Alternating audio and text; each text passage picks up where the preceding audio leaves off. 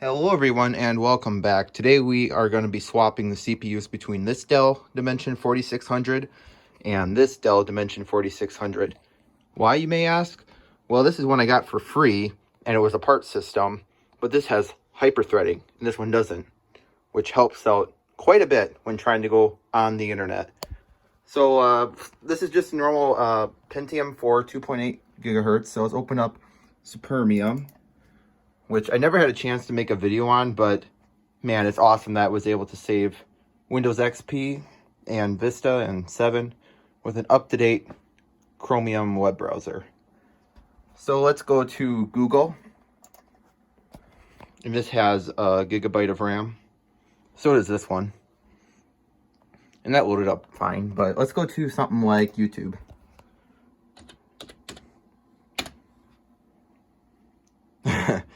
It's kind of fast now, actually. But believe me, this one's a lot faster. And it's starting to hang. I am so sorry about the flickering. Alright, it's done. Let's go to YouTube.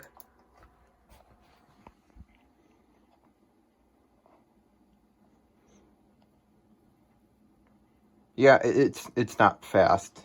And sometimes the whole system likes to hang and it crashes, and sometimes you have to force restart it, and it's just not ideal. And I was on the internet a little bit with this one, and I noticed with the hyperthreading, it is much better. So let's go ahead and swap the CPUs. And the reason I never put fresh thermal paste on this one is because I was worried that the CPU would get pulled out when I take off the heatsink. But someone commented to run the computers for a bit to warm it up, and it'll help soften the thermal paste. So thank you for that suggestion. So I unplugged this extra fan here because we want it to get hot. And let's go ahead and plug this one in. I won't run it for very long, but just enough to hopefully soften the thermal paste, just so we have a smaller chance of it actually pulling the CPU out when I take off the heatsink. You can hear the hard drive clicking away as it boots into Windows XP, but we do not know that because there's nothing plugged in. But I know it because that's what's installed.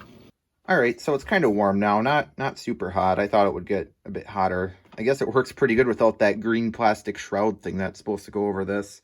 You'll see that in the other computer. So let's see how this heatsink comes off. I really don't have any idea. There's a green thing here and there's one over here. So it looks like you just kind of push it in. I finally got these clips out. It took a lot of force. I had to move the camera out of the way to even get it off. I'm surprised I didn't break it. So let's see if I can get this heatsink off. It just looks like I gotta pull here and here just to get it unclipped, which is a really poor design. Wow, this feels terrible. Once again, I had to move the camera out of the way, but I got it unclipped. So let's see if the CPU is stuck to the heatsink. It is. Well, at least it doesn't look like I bent any pins. They all look pretty good. It's the main thing I was worried about. So let's see if I can get that pried off of there. It wasn't too bad to get off of there. As you can see, the thermal paste is actually kind of a paste yet, which is surprising. So I'll get this cleaned up, and then I'll get the other Dell taken apart. Dude, we got another Dell. Here's the inside of my main one. It's pretty much the same at first glance, but here we actually have a Sound Blaster Live of some sort. And we got a Wi-Fi card down there. Only works with Windows XP through 7, but which is fine for this. 1 gigabyte of RAM. SATA hard drive. I think I forgot how big it is. 100 and some probably. And our non-hyperthreading Intel Pentium 4, 2.8 gigahertz. So here you can see I have that green plastic thing on there, which the other one should have too. So let's get this thing taken apart and see if this CPU fares any better.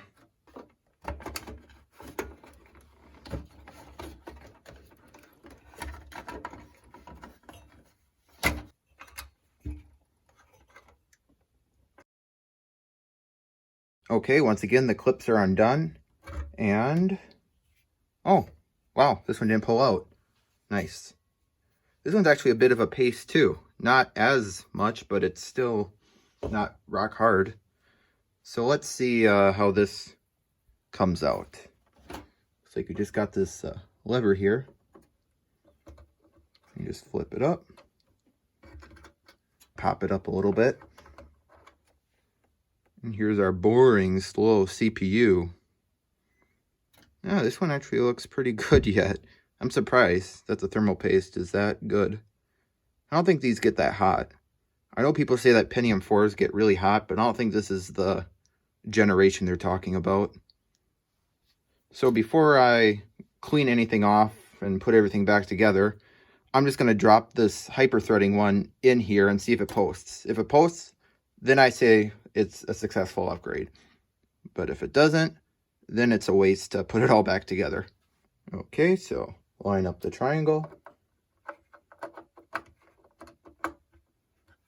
Perfect.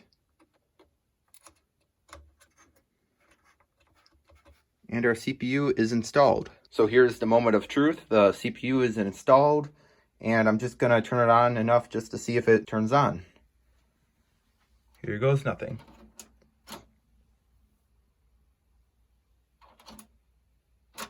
Okay, so I noticed that the CPU wasn't laying completely flat, and I think that has to do with it coming out with the heatsink. So I think it might have bent the pins a little bit, but I was able to get it seated. So let's go ahead and turn it on and see if it posts. Oh, monitor turned on. Okay, so here we are in the BIOS, and you can see that hyper-threading is an option. So now that we know it works, I'm gonna apply thermal paste on camera.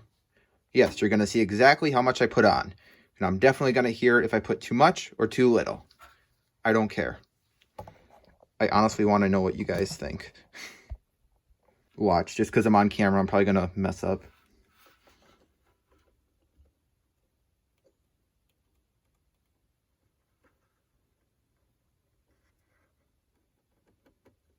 Oh, this stuff isn't really that great anymore. It's kind of clumpy.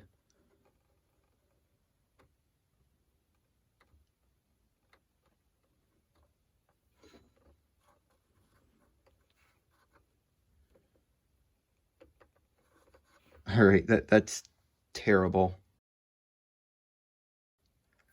But I think that's the right amount. Let me know.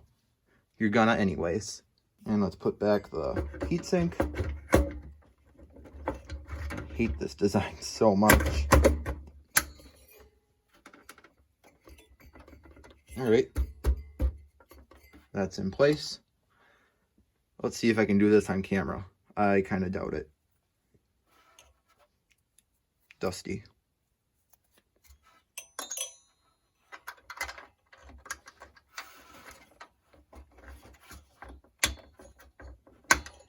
Oh, that was way easier than trying to take them out. Wow. Okay, it's in. That went pretty good.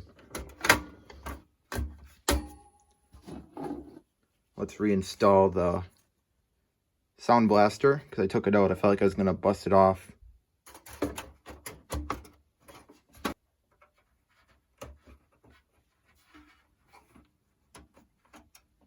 So here's the front panel off of the other one, and I took it apart because I want to steal this from it because this one's missing. So I think I just have to push in on these tabs here. Oh, it's these here.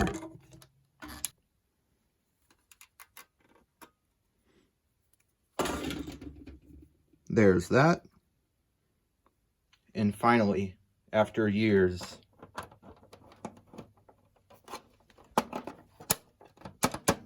so here it is, CPU-Z detecting the hyper-threading CPU. And it's sitting at 0%. I mean, I'm not doing anything, but the other one would go up to like 2 or 3 or whatever. So let's close out of this and open up Supermium and see how that runs. And you might be asking, why do you care so much about a web browser working on Windows XP? Well, this isn't just my retro computer. This is also my bench computer.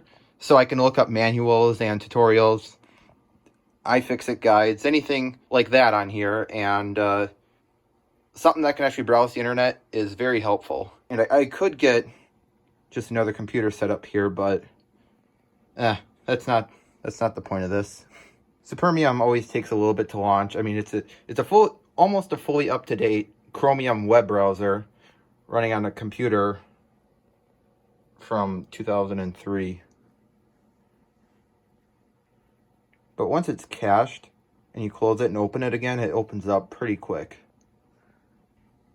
And Supermium just crashed. Okay, I don't know what that was about. Hopefully it doesn't crash again. So let's go to YouTube again.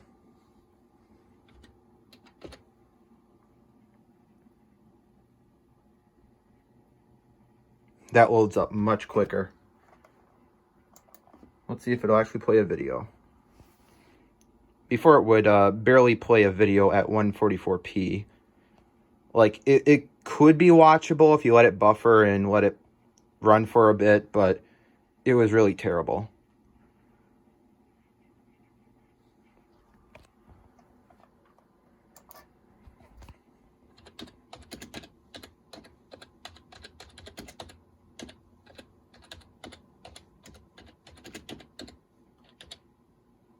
Oh, look, came up.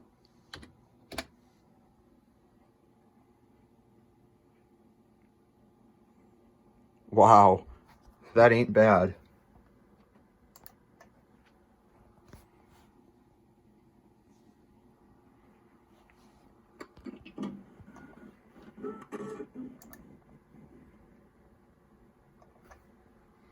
It's not fast, but it's usable compared to what it was. Let's see. Let's go to the Power Mac G4 video.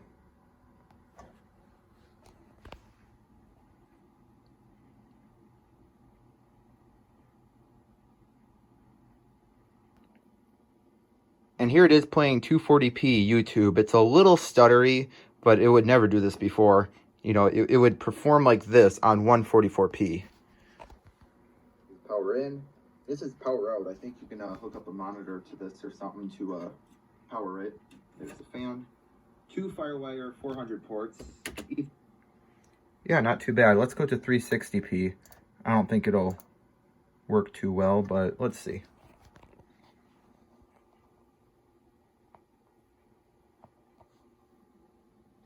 Ethernet, 2 USB ports, modem, sound, microphone, and it's a little stuttery, but not too bad. It'll probably sort things out. And it only works on 4x3 monitors. It does not support widescreen. Let's go to the iFixit website.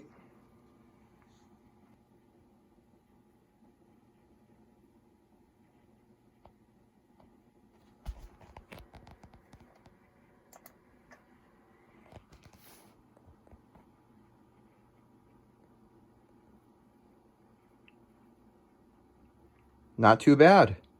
Really, for how old this computer is, this is very usable on the internet. Now, of course, with it running Windows XP, you don't want to be doing any banking or maybe even signing in with your Google account, which I've done that before. But I wouldn't recommend it. But if you just want to browse YouTube and you want to look up tutorials and look at forums, signed out, it's really not too bad. It's not unusable by any means. So yeah, that'll pretty much do it for this video. I could throw this one back together, but I don't really feel like it right now. I might just keep that CPU separate, and I could probably just throw this thing in storage. There's a few more things I'd like to swap out, like the CPU fan, since that one sounds like it's dying on this one. It has been for quite a while. And maybe I'll eventually upgrade it to a SATA SSD, but I kind of like the hard drive in there for old computer sake. So yeah, thank you very much for watching.